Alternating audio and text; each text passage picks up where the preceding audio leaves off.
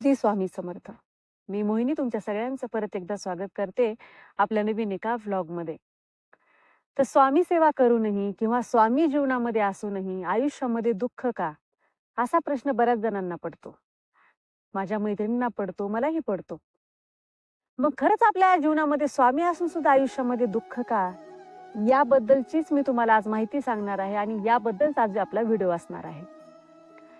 तर काय होतं ना, जीवन म्हणल्यानंतर जसं सुख आहे त्याचप्रमाणे दुःख पण आहे आणि दुःख आल्याशिवाय सुखाची किंमत कळत नाही.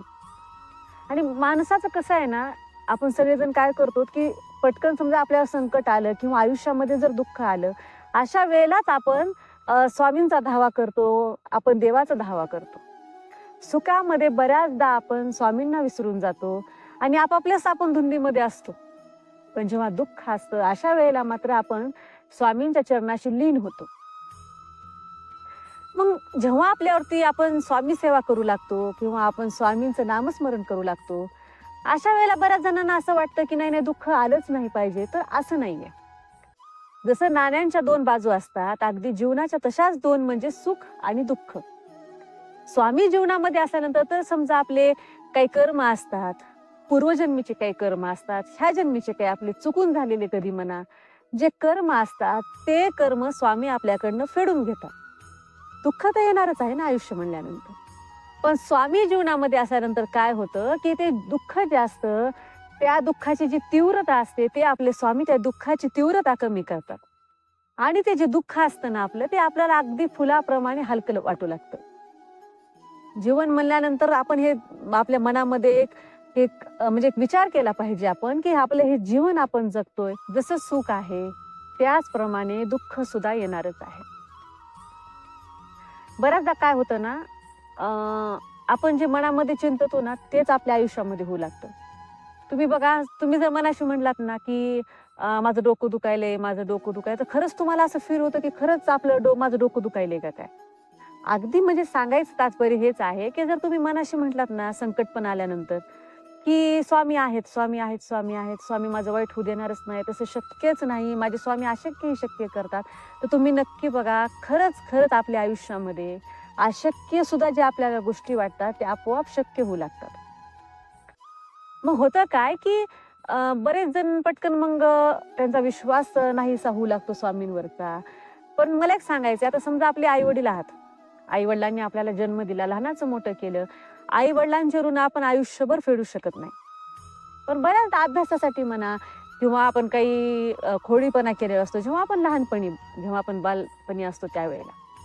मग समजा एखाद्या वडिलांनी आपल्याला किंवा मारलं किंवा आईने मारलं, तर अशा वेळेला असं असतं का की त्यांचं प्रेमच नाही आपल्यावरती? आई रागवते, 1 तासानंतर आपल्याला लगेच जवळ घेते. अगदी त्याचप्रमाणे स्वामी सुद्धा आपले आई वडील आहेत. समजा एखाद्या आपल्यावर संकट आलं तर स्वामी आपल्याला लगेच त्या संकटातून बाहेर काढतात.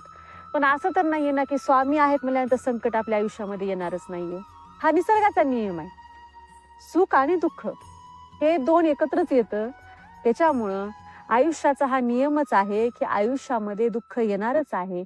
पण आपले स्वामी आई वडील आहेत, आपले स्वामी आपलं सर्वस्व आहे. स्वामी संकट देणारेही तेच आहेत आणि त्या संकटातून आपल्याला काढणारेही तेच आहेत. पण प्रत्येक वेळेला किंवा संकट आल्यानंतर स्वामींनी माझ्यासोबतच असं का केलं किंवा माझं असं का घडावं, हा प्रश्न आपल्याला पडू लागतो. पण प्रत्येक वेळेला समजा आपले आई वडील असतात, बालपणी म्हणा किंवा आता सुद्धा समजा आपल्याकडनं काही जर चूक झाली तर आपले आई वडील आपल्याला रागवतात. पण याचा अर्थ हा तर नाही ना की आपल्या आई वडिलांचं आपल्यावरती प्रेमच नाहीये. आई आपल्याला रागवते, 1 तासाभरानंतर लगेच तिनं आपल्याला खुशीत घेते आपल्या. अगदी त्याप्रमाणे दुःख आलं म्हणजे स्वामींचं आपल्यावरती प्रेम नाहीये असं नाहीये. तर लगेच ते संकट दूर होतं आणि स्वामी आपल्याला त्यांच्या खुशीमध्ये घेतात. एका आईप्रमाणे स्वामी आपल्यावरती प्रेम करतात. हे कर्मच आहे आपलं. आता बऱ्याचदा काय होतं की विनाकारण म्हणा किंवा तुमची चूक नसताना समजा आपल्याला बऱ्याचदा बोललं जातं. तर अशा वेळेला फक्त मनाशी एक म्हणायचं की हा व्यक्ती त्याचे कर्म करतोय आणि मी शांत बसणं, मी माझे कर्म करतोय. कारण स्वामी आहेत. स्वामी सगळं पाहत आहेत ना. आपली स्वामी आई, जशी आई धावून येते आपल्या मुलासाठी संकट आल्यानंतर, जशी आई तत्पर असते, अगदी त्याप्रमाणे आपले स्वामी समर्थ महाराज सगळं पाहत आहेत. हा फक्त विश्वास आपण ठेवायचा आहे. आता समजा आपल्या मुलाचं समजा आपल्याला एका नवीन शाळेमध्ये ऍडमिशन करायचं असेल, तिथं त्याला प्रवेश द्यायचा असेल, तर बऱ्याचदा काय होतं की त्या शाळेमध्ये आधी आपल्या मुलांची परीक्षा घेतली जाते, म्हणजे एक्झाम घेतली जाते. जर आपला मुलगा त्या परीक्षेमध्ये उत्तीर्ण झाला, त्याला त्या एक्झाम मध्ये जर चांगले मार्क मिळाले, तरच त्याला त्या शाळेमध्ये प्रवेश मिळतो. अगदी त्याचप्रमाणे आपले हे वाईट कर्म आहेत, हे आपल्याला संपवायचे आहेत. आणि जेव्हा हे आपले वाईट कर्म संपतील, त्याच्यानंतरच स्वामींच्या चरणाजवळ आपल्याला ऍडमिशन मिळणार आहे, म्हणजे स्वामींच्या चरणापर्यंत पोहोचण्याचा आपल्याला मार्ग मिळणार आहे. यासाठी आपल्याला स्वामींचं नामस्मरण करायचं आहे, आपले कर्म चांगले ठेवायचे आहेत. एखादा आपल्याबद्दल वाईट बोलतोय, आपल्याला माहिती आहे, पण त्याचं कर्म तो करतोय आणि आपण आपले कर्म करायचे. सांगायचं एवढंच आहे की स्वामी आहेत, स्वामी आहेत म्हणून आपले जीवन आहे, हे संपूर्ण जग आहे. स्वामी सगळं पाहतायत. आपले कर्म स्वामी आपल्याकडनं पूर्णपणे ते नष्ट करून घेतायत, म्हणजेच हे आपल्याला आपले कर्म भोगावे लागणार आहेत. निसर्गाचा हा नियम आहे. सुख म्हणल्यानंतर दुःख येणार आहे, दुःख आल्यानंतर सुख येणारच आहे. स्वामींवरती विश्वास ठेवायचा आहे. स्वामी असल्यानंतर जरी दुःख आले तरी ते दुःख पटकन संपवणारे आपले स्वामी आहेत. ते दुःख आपल्याला फुलाप्रमाणे वाटू देणारे आपले स्वामी आहेत. आणि स्वामी मायेने आईसारखं आपल्याला जवळ घेणारे आपले स्वामीच आहेत. संकट आल्यानंतर आपल्या मनाशी हे म्हणायचं की हा निसर्गाचाच नियम आहे, त्या नियमानुसार आपल्याला चालायचं आहे.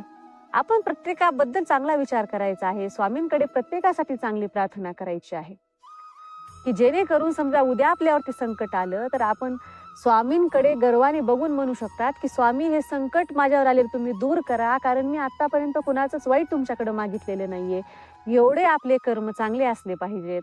आणि होता होईल तेवढं आपण स्वामींचं तर नामस्मरण करायचंच आहे. त्याचबरोबर स्वामींनी आपल्याला मायेने म्हणा, स्वामींनी आपल्या पटकन धावून येण्यासाठी पण आपले तसे कर्म चांगले हवेत, आपलं कार्य तसं हवं. त्याच्यासाठी आपल्याला त्या आपल्या कर्मामध्ये आपल्याला उत्तीर्ण व्हायचं आहे. त्याच्यामुळं संकट आल्यानंतर स्वामींवरच्या अस्तित्वावरती प्रश्न म्हणा किंवा लगेच डगमगून जाणं म्हणजे हे चुकीचं आहे. तर आपल्याला स्वामींसोबत एकनिष्ठ राहायचंय, भगवंतासोबत एकनिष्ठ राहायचं आहे. मग आयुष्य आपल्याला सुंदरपणाने जगायचं आहे. तर हेच या व्हिडिओच्या माध्यमातून मला तुम्हाला सांगायचं होतं.